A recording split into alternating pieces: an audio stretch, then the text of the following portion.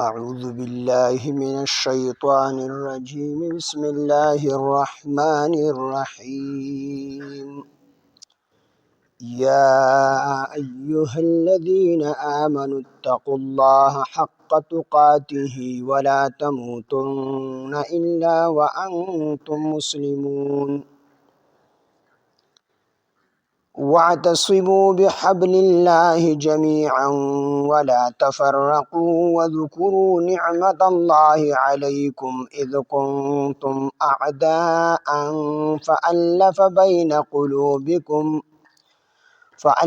بين قلوبكم فأصبحتم بنعمته إخوانا وكنتم على شفا حفرة من النار فأنقذكم منها كذلك يبين الله لكم آياته لعلكم تهتدون. صدق الله العظيم. رب اشرح لي صدري ويسر لي أمري واحلل عقدة من لساني يفقه قولي. رب زدني علما سبحانك لا علم لنا إلا ما علمتنا إنك أنت العليم الحكيم.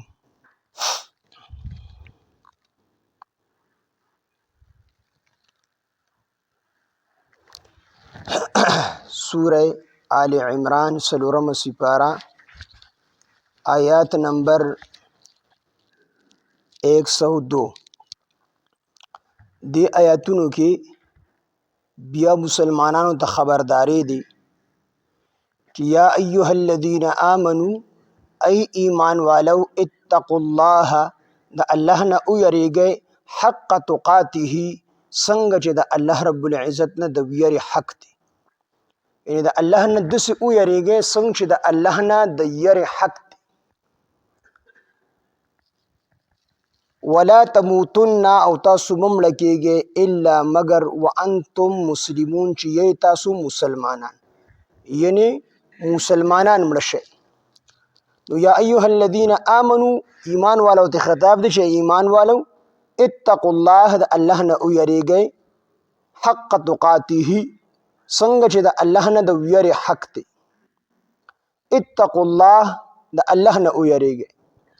نو تقوا خپل معنی چې دا ځان بچ کول او ځان ساتل دي، اجتناب کول دي، دا تقوا خپل معنی ده.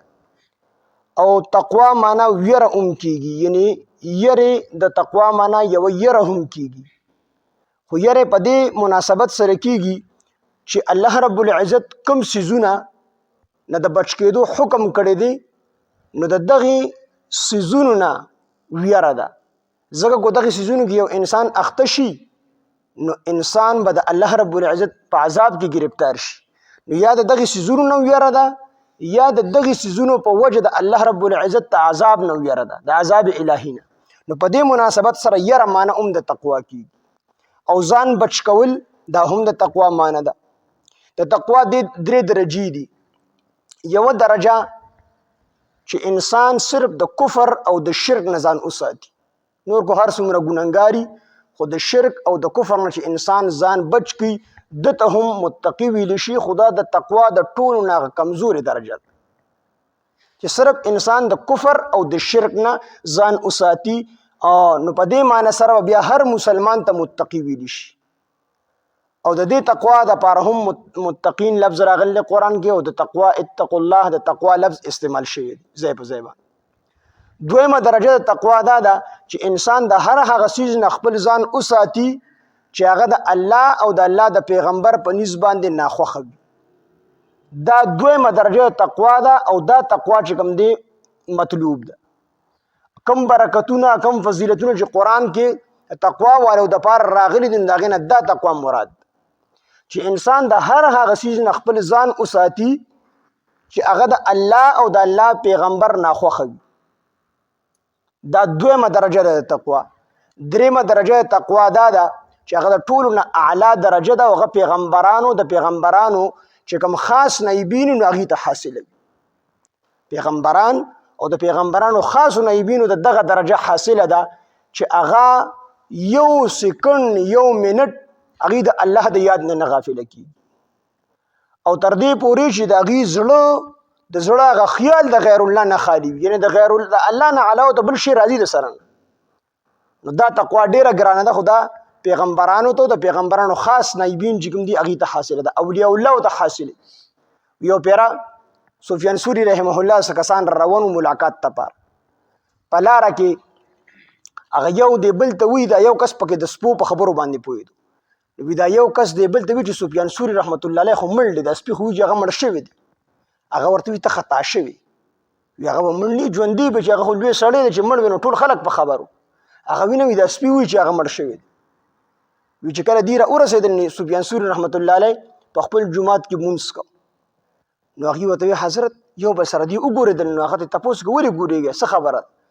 هغه وایي زما د ملګري وایي چې دا سپي وایي چې سفیان سوری رحمت الله علیه وفات شوی دی. مونږ راوي تاسو سره ملاقات وکړو ته ژوندي. نو ما دې ملګري ته وایي چې تا دروغ وایي. نو هغه وایي دا څه ټیم و؟ نو هغه ورته ټیم یاد کړو. هغه وایي ټیک ته لکه دا خبره یې ټیک ده. په دغه ټیم کې زما زړه د الله نه لږ غافله شوی و، یعنې زما زړه د الله نه لږ ټیم دپاره اورېدلی و، هغه دغه ټیم و. نو حدیث کې راځي چې د ذکر کوونکي په مثال د ژوندي دی او نه ذکر کوونکي په مثال د مړي دی. نو د دې وجې په دغه ټیم کې د سپو ځکه وي چې سفیان سوری رحمت الله علیه مړ دی، دا لږ ټیم د الله د یاد نه غافله شوی. نو دا درجه د تقوا دا غټه درجه چې کوم ده دا خاصو خلکو ته پیغمبرانو ته او اولیاء الله ته چې کوم دی دا درجه حاصله ده. نو حق تقاته اتقوا الله د الله نه ویریږئ. حق تقاته دا کلمه چې الله پاک زیاته کړه نه نو د دې نه د پیغمبرانو او د خاصو اولیاء الله هغه تقوا مراد ده. تقوا دا درېیمه درجه ته مراد ده چې څنګه د الله نه د ویرې حق دی. نو پیغمبران د الله نه چې څنګه یریږي هغې د الله د یرې حق ادا کړي، مونږ تاسو نشو ادا کوو. د دې وجې نه صحابو سره مسلمانانو سره غم پیدا شو چې دا تقوا به څوک اختیاري، دومره به د الله نه څوک یریږي. نو بل آیات کې الله پاک جل شانه بل آیات راولېږو چې څومره ستاسو وس وي دومره د الله نه چې کوم دی ویریږي. حق تقاته. او بعضې مفسرین مولانا ادریس کندهلوي رحمه الله فرمایي چې تقوا دې ته ویلی شي چې الله درته کوم ځای کې د حاضرېدو حکم کړی دی هغه ځای کې غیر حاضر نشي، او کوم ځای کې چې الله پاک د کوم ځای نه الله پاک منع کړی هلته حاضر نشي، دې ته تقوا ویلی شي. او حدیث پاک کې راځي چې تقوا دې ته ویلی شي چې د الله داسې تابعداري وشي چې د هغې نه پس د الله نافرماني ونشي، د الله پاک داسې فرمانبرداري وشي تابعداري وشي چې د هغې نه وروستو نافرماني ونشي، او د الله داسې ذکر وکړی شي چې د هغې نه پس الله ير نه کړلی شي، او د الله داسې شکر وویستلی شي چې د هغې نه پس دی ناشکري ونه کړي. او ابی ابن کعب رضی الله عنه نه حضرت عمر فاروق رضی الله عنه تپوس وکړو چې تقوا څه چیز دی. نو عمر فاروق رضی الله عنه ورته ابی ابن کعب رضی الله عنه ته وفرمیل وی حضرت ته چېرته په داسې لاره باندې تلي چې نری لار وي او ګیر چاپېره ته چې کوم دی غنې راخوري شي، یعنې خارداره لار وي یو طرف ته بل طرف ته ازغي وي په منځ کې نری لار وي، په هغه لاره باندې تلي. عمر فاروق رضی الله عنه ورته وی بلکل تللی یم. وی دقې ته تقوا ویلی شي چې په دغه لاره باندې سړی ځي نو خپل کمیس او خپل پرتوګ را ونغاړي، پینسي اوچته کړي کمیس را ونغاړي چې هسې نه د ازغي راله دا جامې چې کوم دی خرابې نه کړي. وی دقسې دې ته تقوا ویلی شي چې په دنیا کې انسان پاتې کېږي نو ګیر چاپېره هر ځای کې ګناهونه دي، نو دی به د دې ګناه نه د خپل اسلام او د خپل تقوا دا جامه بچ ساتي، په احتیاط باندې به قدم ږدي هسې نه چې د الله نافرماني را نه وشي. وی دغې ته چې کوم دی تقوا ویلی شي چې په خارداره لار باندې څنګه سړی ځي او دی خپله جامه څنګه د ازغي نه بچ کړي، دقه شان انسان په دنیا کې ګرځي خپل وجود او خپل زړه او خپل دماغ د ګناه نه بچ کول، دې ته چې کوم دی تقوا ویلی شي. دلته الله فرمایي یا ایها الذین آمنوا ای ایمان والو اتقوا الله د الله نه ویریږئ حق تقاته څنګه چې د الله نه د ویرې حق دی، ولا تموتن او تاسو مه مړه کیږئ الا وانتم مسلمون مگر چې یی تاسو مسلمانان. الله رب العزت فرمایي چې تاسو مه مړه کیږئ مگر کوم مړه کیږئ نو تاسو مسلمانان مړه شئ. مسلمانان نو مرګ خو د انسان په وس کې نه دی، مرګ د انسان په وس کې نه دی، خو مطلب یې دا دی چې ولا تموتن تاسو مه مړه کیږئ الا وانتم مسلمون مگر چې یی تاسو مسلمانان، یعنی مسلمانان مړه شئ. د دې مطلب دا دی چې تاسو خپله زندگی په اسلام باندې تیروئ نو مرګ به درله په اسلام راځي. تاسو اسلامي کارونه کوئ غیر شرعي کارونه مه کوئ، د ګناه کارونه مه کوئ، د ګناه د کارونو نه ځان ساتئ، نو الله رب العزت په درله مرګ دا چې کوم دی په اسلام راولي.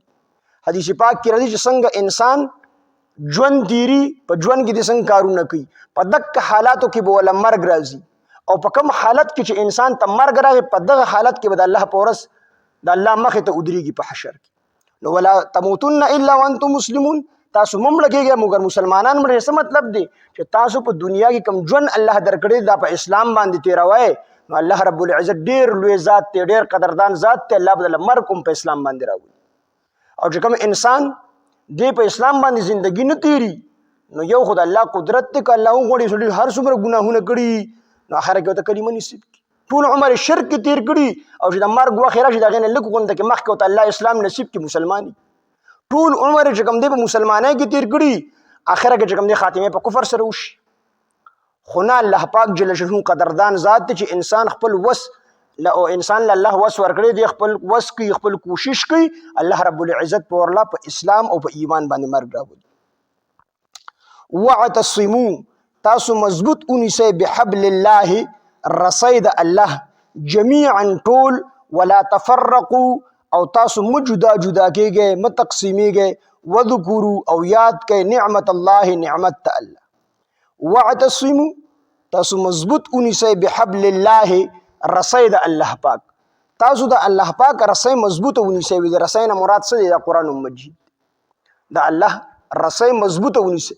ابو سعید خدری رضی الله عنه نه روایت فرمایي چې د الله دا کتاب دا د الله رسۍ ده، او دا د اسمان نه ځمکې ته راکوزه شوې ده. بل حدیث پاک کې دی چې دا قرآن دا د الله پاک رسۍ ده، یو سر د دې رسۍ دا د الله رب العزت سره دی، او دویم سر د دغه رسۍ دا مسلمانانو نیولې. چا چې دا مضبوط ونیسو مضبوط، نو دا خلک په چرته ګمراه نشي، دا خلک په چرته ګمراه نشي. او چا چې دا مضبوط ونیسو، دا قرآن مضبوط ونیسو، نو دا خلک بیا ګمراه کیږي. دغه شان نبی علیه السلام فرمایي چې زه په تاسو کې قرآن پرېږدم، خو که چا دا مضبوط ونیسو او قرآن پسې لاړو، قرآن زده کو، په قرآن باندې عمل وکړو، نو دا خلک په چرته ګمراه نشي. او څوک چې د قرآن تابعداري نه کوي، قرآن پسې ځي نه، په قرآن عمل نه کوي، قرآن زده کوي نه، نو دا خلک په ګمراه کیږي.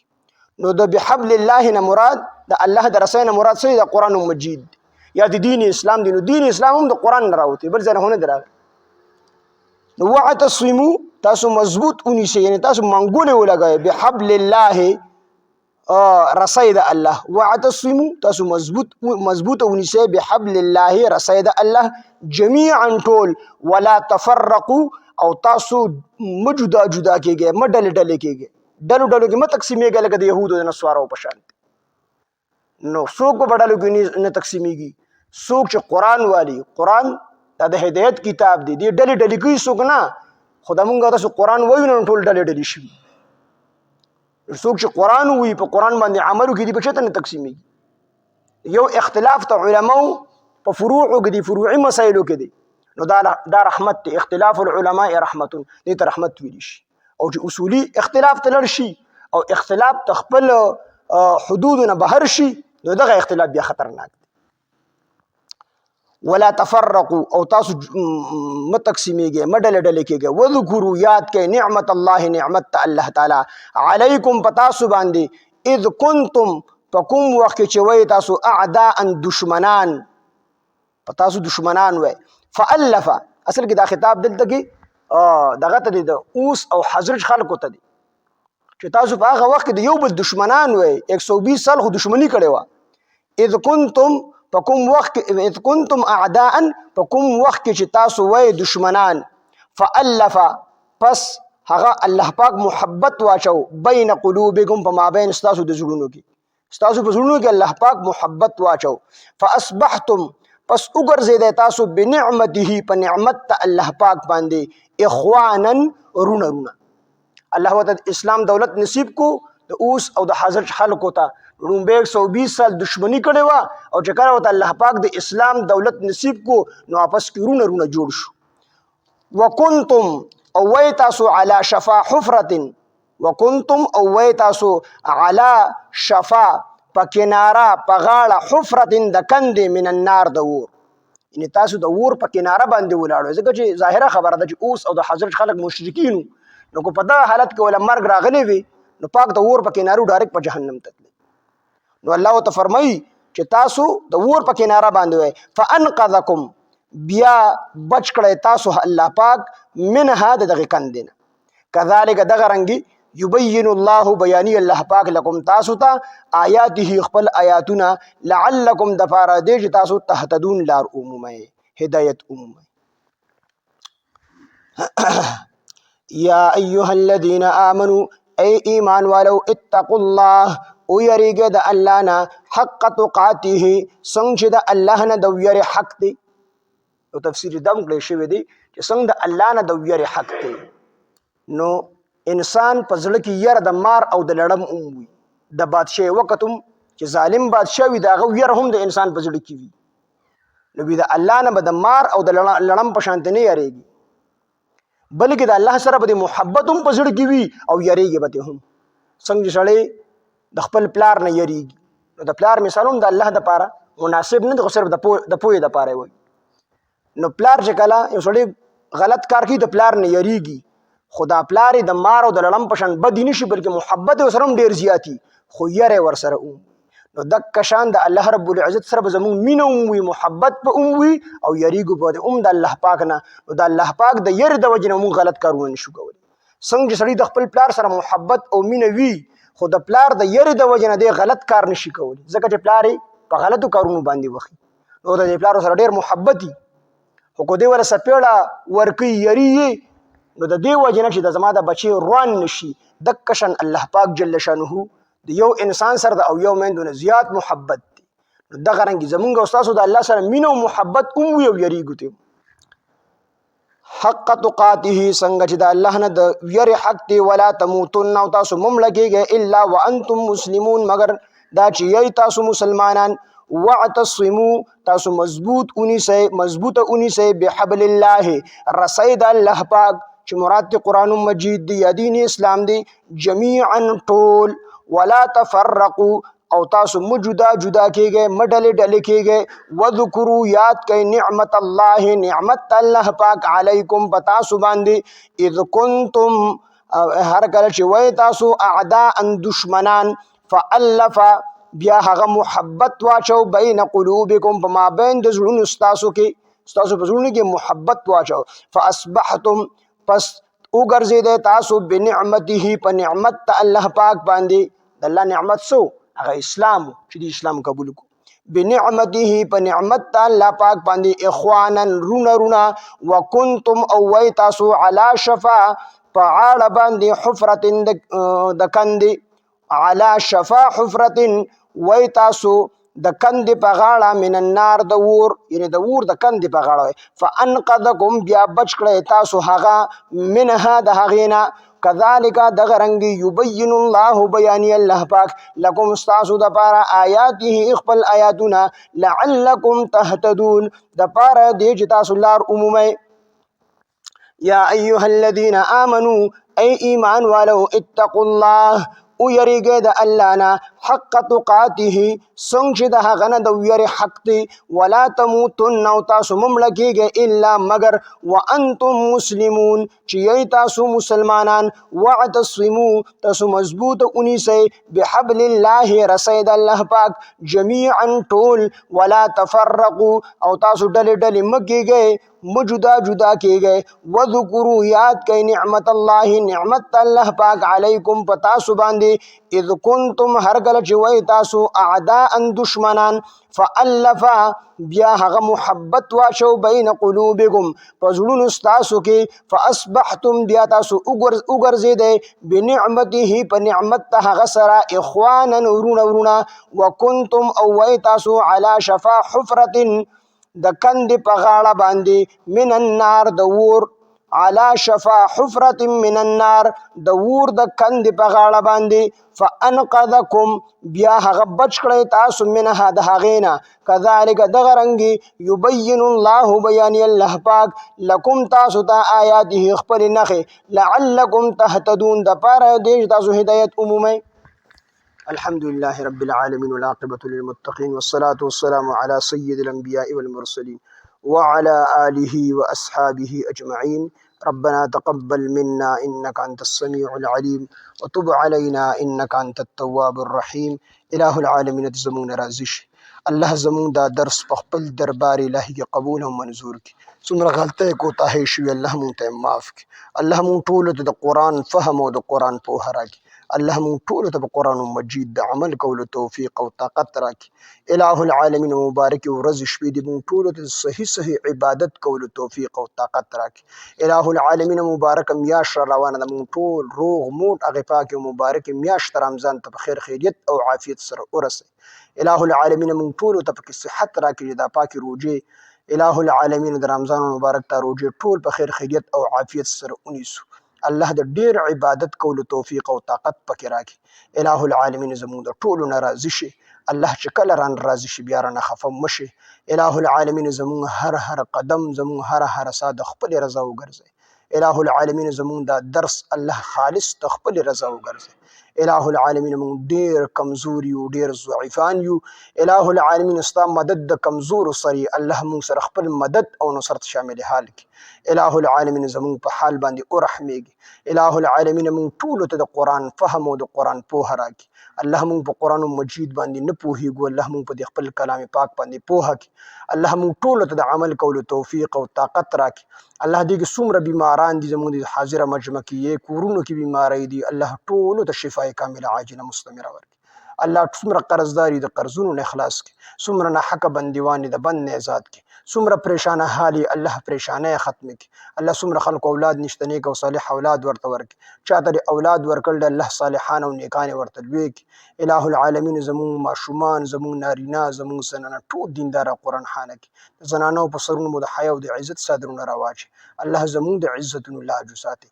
الله خاتمه زموږ د ټولو بل خیر او بل ایمان کې په وخت ځن کدن مو د زړه په صدق سر په جو دا کلمه چالو کې لا اله الا الله محمد رسول الله.